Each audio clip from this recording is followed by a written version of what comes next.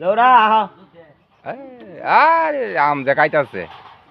দেখেন ভাই ফরমালিঙ্গা মা দেখেন অবস্থা কি বাগাইতেছে মধু খাইতেছ নয়ন একটু জ্বালাও হ্যাঁ মধু মধু রে মধু মধু মধু খাও না রাইত দিলে তো টাকা দিতা না বাইরে যা আমার হাতে দম লাগবো মাংস বাচ্চা লুজে দে আগে মোবাইল দে তুই লুজে যা